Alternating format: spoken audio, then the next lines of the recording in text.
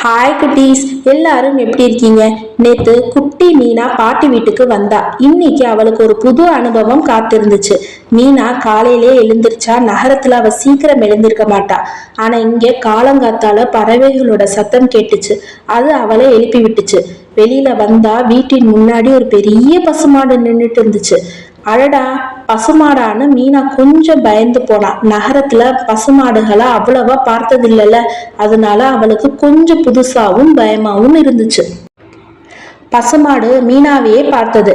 மீனா மெதுவா பின்னாடி நகர ஆரம்பிச்சா. ஆனா பசுமாடு அவளை நோக்கியே நகர்ந்து வந்துச்சு. மீனாக்கு என்ன பண்றதுன்னு தெரியல. அவ வேகமா வீட்டுக்குள்ள ஓடி போயிடலாம்னு நினைச்சா. ஆனா பாட்டி அவகிட்ட, பயப்படாத கண்ணு, அது ரொம்ப சாதுவான மாடு, ஒன்னும் பண்ணாது அப்படின்னு சொன்னாங்க. பாட்டி பசுமாட்டை தடவி கொடுத்தாங்க. மாடு அமைதியா நின்னுச்சு. மீனாவும் மெதுவா பாட்டியோட பக்கத்துல போனா.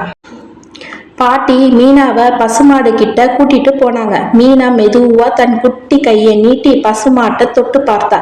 மாட்டோட ரோமம் ரொம்ப சாஃப்டா இருந்துச்சு. மீனாக்கு ஆச்சரியமா இருந்துச்சு.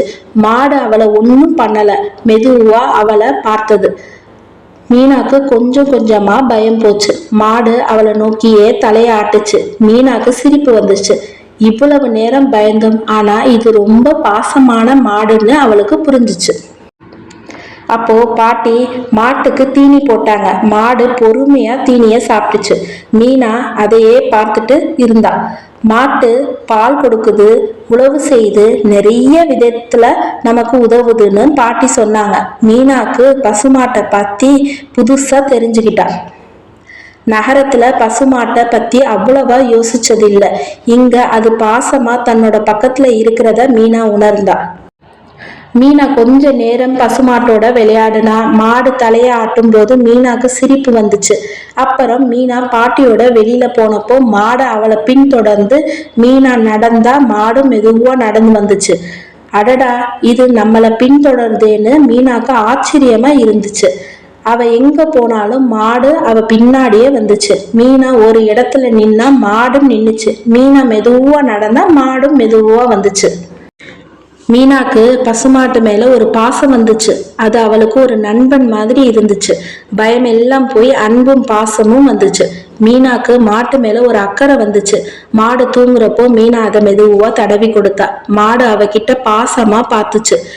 மீனாக்கு மாட்டை பார்த்ததும் பயந்து நடுங்கினது நினைப்பு வந்து சிரிப்பு வந்துச்சு. ஒரு நாள் முழுதும் மாட்டோடையே இருந்துச்சு மீனா.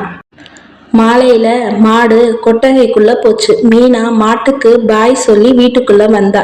பயம் எப்படி போச்சுன்னு அவ யோசிச்சா. பாட்டியோட அன்பும் மாட்டோட சாதுவான குணமும் அவளுக்கு பயத்தை போக்கிச்சு. புதுசா ஒரு விஷயத்த பத்தி தெரிஞ்சுக்கிட்டா. பயப்படாம தைரியமா இருந்தா எல்லாமே நல்லபடியா நடக்கும்னு மீனாக்கு புரிஞ்சிச்சு. குட்டி மீனா பயத்தை போக்கி மாட்டோட நண்பர் ஆனாள். நாளைக்கு என்ன கத்துக்கிற போறான்னு நம்ம அடுத்த எபிசோட்ல பார்க்கலாம் குட்டீஸ். அது வரைக்கும் உங்களுக்கு இந்த கதை பிடிச்சிருந்துச்சுன்னா மறக்காம சுட்டி சுட்டி வேர்ல்ட சப்ஸ்கிரைப் பண்ணிக்கோங்க. மீனா பாட்டி வீட்டுக்கு வருகிறாள் எபிசோட் நம்பர் 1. யாரும் பார்க்கலன்னா டிஸ்கிரிப்ஷன்ல லிங்க் கொடுக்குறேன், மறக்காம செக் பண்ணி பாருங்க. பாய் பாய் குட்டீஸ்.